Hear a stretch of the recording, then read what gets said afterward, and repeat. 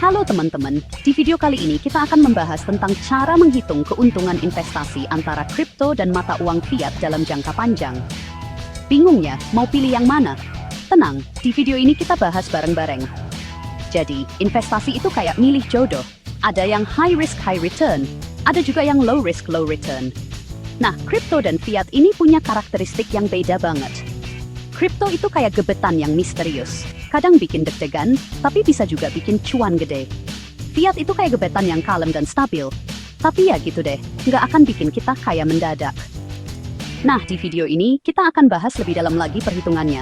Biar kalian nggak salah pilih jodoh investasi. Yuk, kita mulai sekarang. Oke guys, sebelum kita masuk ke perhitungan yang jelimet, kita bahas dulu faktor-faktor yang bikin investasi kita cuan atau malah buntung. Pertama, volatilitas pasar. Volatilitas ini adalah seberapa cepat dan besar perubahan harga di pasar. Semakin tinggi volatilitas, semakin besar risiko dan potensi keuntungan. Misalnya di pasar kripto, volatilitasnya bisa sangat ekstrem. Ini nih, yang bikin kripto kayak roller coaster, naik turunnya cepet banget. Dalam hitungan jam, harga bisa melonjak tinggi atau jatuh drastis. Ini bisa jadi peluang besar buat yang berani ambil risiko, tapi juga bisa jadi bencana kalau nggak hati-hati. Kadang sehari bisa naik 10%, besoknya turun 15%. Bayangin kalau kita nggak siap mental, bisa-bisa stres berat. Makanya penting banget buat kita punya strategi yang matang dan siap menghadapi segala kemungkinan. Seru sih, tapi ya gitu, harus siap mental baja. Kalau nggak, bisa-bisa kita malah rugi besar. Nah, beda lagi ceritanya kalau kita investasi di fiat atau mata uang konvensional. Nah, kalau fiat, volatilitasnya lebih kalem, kayak perahu di danau yang tenang. Pergerakan harganya lebih stabil dan nggak bikin kita deg-degan setiap saat. Tapi tentu saja, potensi keuntungannya juga nggak sebesar kripto. Nggak akan bikin kita jantungan. Tapi ya gitu, cuannya juga nggak segede kripto. Kedua, inflasi. Inflasi adalah kenaikan harga barang dan jasa secara umum dalam jangka waktu tertentu. Ini bisa menggerus nilai uang kita. Ini nih, musuh utama uang fiat. Inflasi bisa bikin daya beli uang kita menurun. Misalnya, uang 100.000 sekarang mungkin nggak bisa beli barang sebanyak dulu. Coba deh, inget-inget dulu waktu kecil jajan es krim cuma 1.000. Sekarang udah 10.000 lebih. Ini contoh nyata gimana inflasi bisa menggerus nilai uang kita dari waktu ke waktu. Sekarang, udah 10.000 lebih. Nah, inflasi ini bikin daya beli uang kita tergerus. Ketiga, kebijakan pemerintah. Kebijakan pemerintah bisa sangat mempengaruhi pasar dan investasi kita. Nah, inflasi ini bikin daya beli uang kita tergerus. Ketiga, kebijakan pemerintah. Kebijakan pemerintah bisa sangat mempengaruhi pasar dan investasi kita.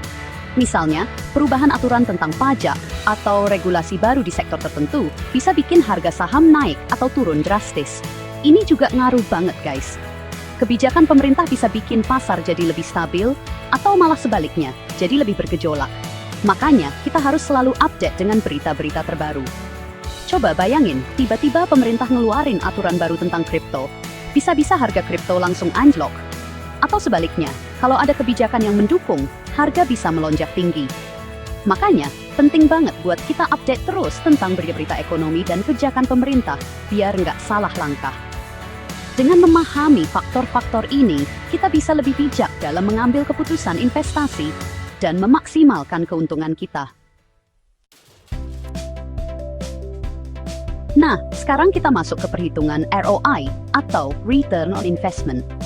ROI adalah salah satu metrik yang paling sering digunakan untuk mengukur seberapa efektif investasi kita.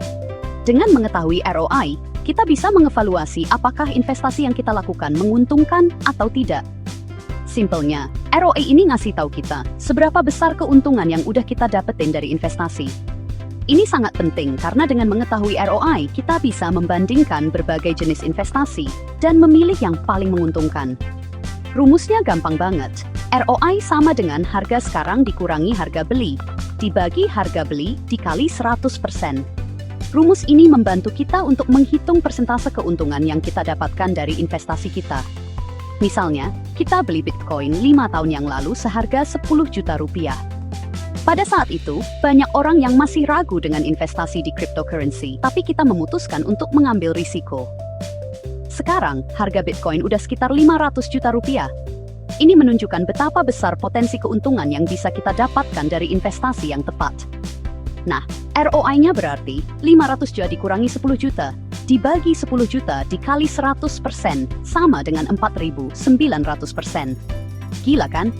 Ini adalah contoh bagaimana investasi yang berisiko tinggi bisa memberikan keuntungan yang sangat besar. Coba bandingkan sama deposito fiat.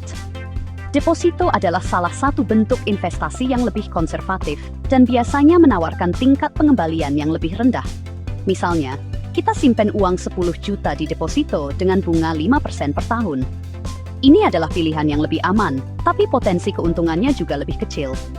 Setelah 5 tahun, uang kita jadi sekitar 12,7 juta. Ini menunjukkan bahwa meskipun deposito lebih aman, pertumbuhan keuntungannya jauh lebih lambat dibandingkan dengan investasi yang lebih berisiko seperti Bitcoin. ROI-nya cuma 27%. Jauh banget kan bedanya? Ini adalah contoh bagaimana risiko dan potensi keuntungan saling berhubungan dalam dunia investasi. Tapi ingat guys, ini cuma contoh sederhana.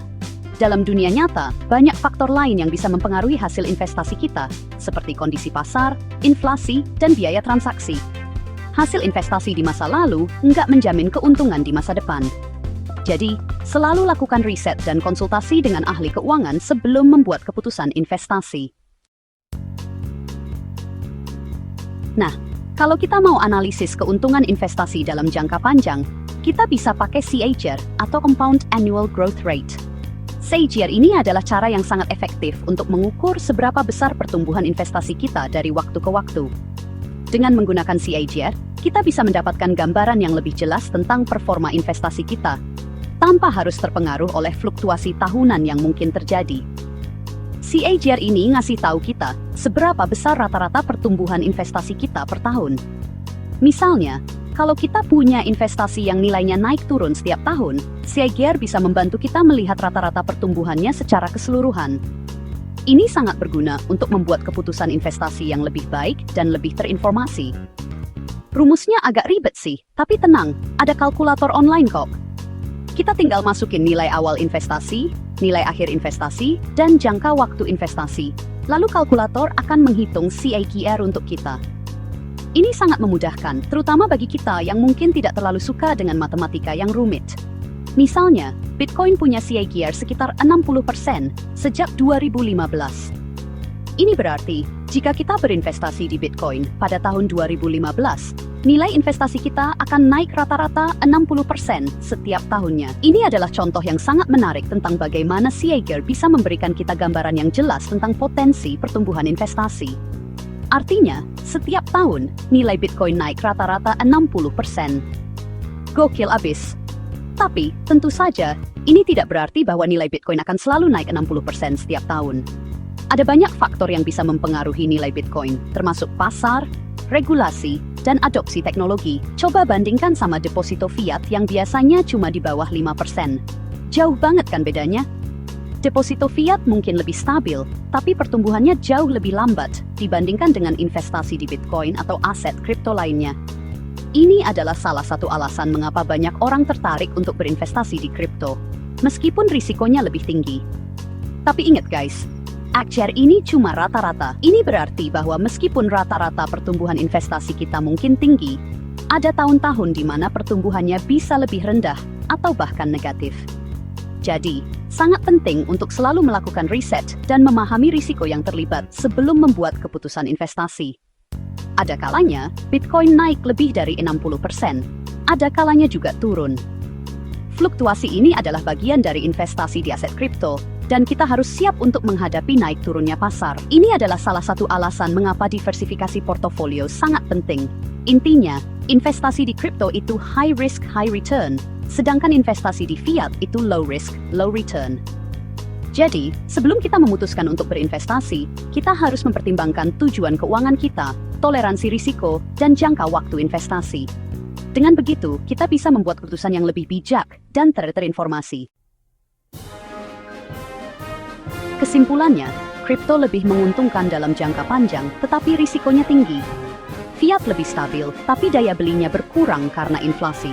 Jadi, strategi terbaik adalah diversifikasi investasi. Jangan taruh semua telur dalam satu keranjang, bagi-bagi deh, sebagian di kripto, sebagian di fiat, atau instrumen investasi lainnya. Kalau kamu ingin perhitungan, jangan all-in ke kripto ya, karena naik turunnya sangat liar dan tidak bisa ditebak. Oke teman-teman, jangan lupa like, komen, dan subscribe Ainova Channel untuk video menarik lainnya. Sampai jumpa!